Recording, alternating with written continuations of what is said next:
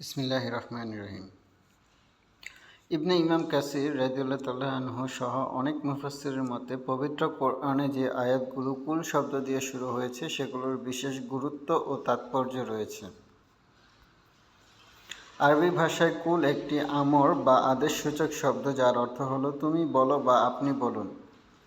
কোরআন মাজিদের ৩৩২টি আয়াতে এই শব্দটি সরাসরি ব্যবহৃত হয়েছে। এই সম্পর্কে বিস্তারিত কিছু দিক নিচে তুলে ধরা হলো। সরাসরি আল্লাহর নির্দেশ। কুল শব্দের মাধ্যমে এটি স্পষ্ট হয় যে রাসূলুল্লাহ সাল্লাল্লাহু আলাইহি সাল্লাম নিজের পক্ষ থেকে কিছু বলছেন না, বরং আল্লাহ তাআলা তাকে যা বলতে বলছেন তিনি ঠিক সেটি উম্মতের কাছে পৌঁছে দিচ্ছেন। এটি কোরআনের শব্দশৈলীর একটি অলৌকিক দিক এবং ওহী বা প্রত্যাদেশের অকাট্য প্রমাণ। তাওহীদ বা একত্ববাদের ঘোষণা। সবচেয়ে পরিচিত ব্যবহার হলো সূরা আল ইখলাসে, কুল হু আল্লাহু আহাদ, বলুন তিনি আল্লাহ এক অদ্বিতীয়। এখানে আল্লাহ তার রাসূলকে নির্দেশ দিচ্ছেন যেন তিনি কাফির ও মুশরিকদের সামনে আল্লাহর একত্ববাদের ঘোষণা স্পষ্টভাবে তুলে ধরেন। নিরাপত্তা ও আশ্রয় প্রার্থনা। কুল এর 4 সূরা। কোরআনের শেষ দিকে 4টি সূরা কুল দিয়ে শুরু হয়েছে, যেগুলোকে একত্রে 4 কুল বলা হয়।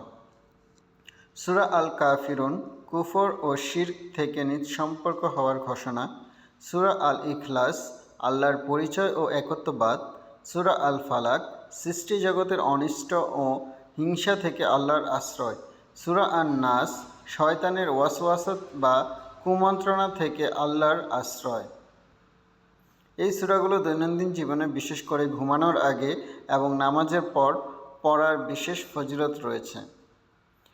প্রশ্নের উত্তর ও বিধিবিধান। কোরআনের আলোকে অনেক জায়গায় সাহাবীগণ রাসূলুল্লাহ সাল্লাল্লাহু আলাইহি সাল্লামকে বিভিন্ন বিষয়ে প্রশ্ন করতেন, যেমন মদ, জুয়া, এতিমদের সম্পদ বা চন্দ্রকলা নিয়ে। তখন আল্লাহ আয়াত নাজিল করতেন এভাবে, তারা আপনাকে প্রশ্ন করে, আপনি বলুন।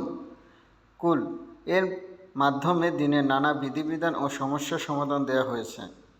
দাওয়াত ও বিতর্কের শৈলী। বিরুদ্ধাভাবীদের যুক্তি খণ্ডন করার জন্য আল্লাহ অনেক সময় নবীজি সাল্লাল্লাহু আলাইহি সাল্লামকে নির্দেশ দিয়েছেন নির্দিষ্ট কিছু বাক্য বলতে, যা সরাসরি তাদের বিবেকের কাছে প্রশ্ন ছুড়ে দেয়। যেমন, বলুন, আকাশ ও পৃথিবী থেকে কে তোমাদের রিজিক দেয়? সার কথা, কুল শব্দটি কোরআনের একটি বিশেষ অলঙ্কার, যা আল্লাহর রুবিয়াত, প্রভুত্ব বা এবং রাসূল সাল্লাল্লাহু আলাইহি সাল্লামের রিসালাতকে বার্তাবাহক হওয়া একসাথে প্রমাণ করে। এটি মুমিনদের শেখায় যে আল্লাহর দ্বীন প্রচারের ক্ষেত্রে কোনো দ্বিধা না রেখে স্পষ্টভাবে সত্য কথা বলা উচিত।